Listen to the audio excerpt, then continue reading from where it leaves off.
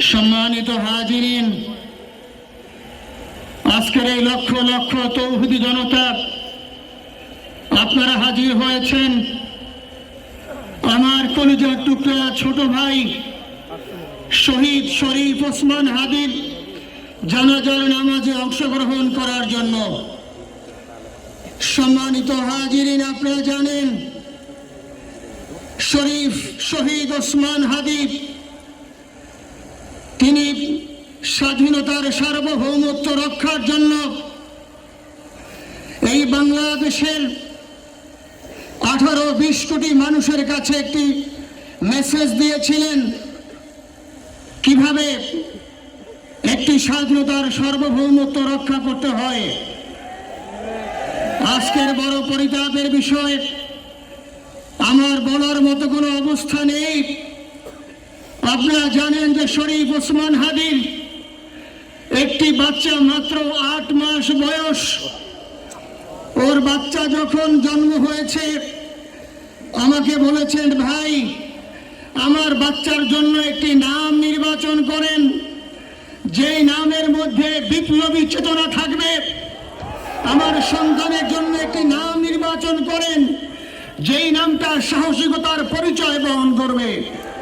আমি অনেক যাচাই বাছাই করে ওর সন্তানের নাম দিয়েছিলাম ফিরিনাস, বিপ্লবী এবং সাহসী। সম্মানিত ভাইরা, আজকের ওর সন্তানের চেহারার দিকে তাকানো যায় না।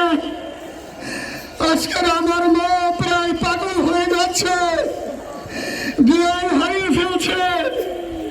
আমার ভাই বোন তারা পাগল হয়ে যাচ্ছে। আমার 6 ভাই বোনের মধ্যে সবচেয়ে ছোট ছিল শরীফ ওসমান হাদি। আজকের তার লাশ আমার কাঁধে বহন করতে হচ্ছে। আজকের আপনাদের কাছে আমার কোনো দাবি নেই, শুধু একটি দাবি।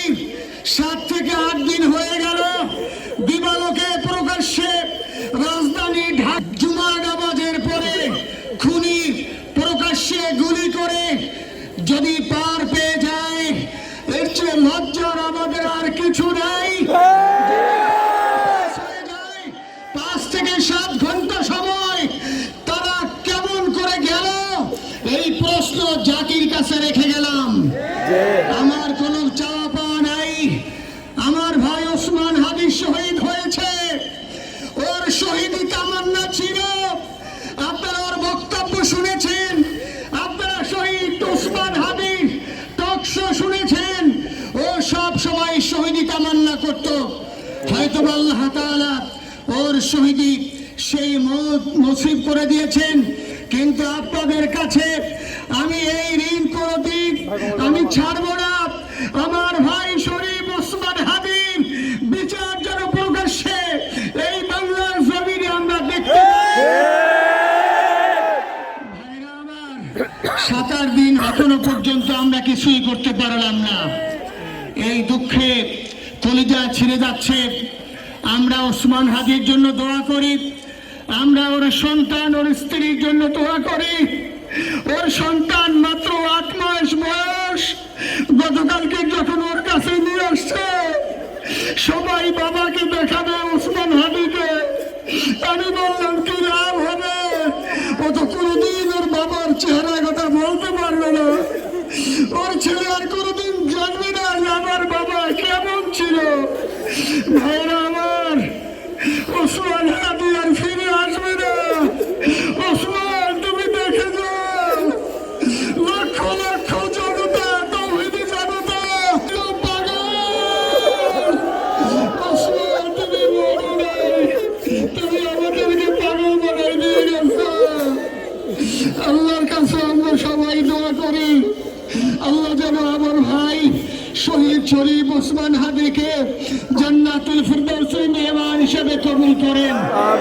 আল্লাহ তাআলার কাছে দোয়া করছি, আয় আল্লাহ তাআলা, আমরা যারা বেঁচে আছি ইমানের সাথে স্বাধীনতার সার্বভৌমত্ব রক্ষা করে তৌহিদের দ্বীপ বাংলাদেশকে যেন আমরা রক্ষা করতে পারি, সেই তৌফিক আল্লাহ তাআলা আমাদের নসিব করুন। আপনাদের সবার কাছে দোয়া চাচ্ছি, আমার মেজো ভাই ওমর ফারুক সাথে ছিল, ওর জন্য আপনারা দোয়া করবেন। আমার ছোট বোন মাসুমা নর্মাল হয়ে গেছে, তাকে চিকিৎসা করাচ্ছি, ডাক্তাররা বলছে অনেক বেশি সমস্যা। আমাদের পরিবারের জন্য একটু দোয়া করবেন।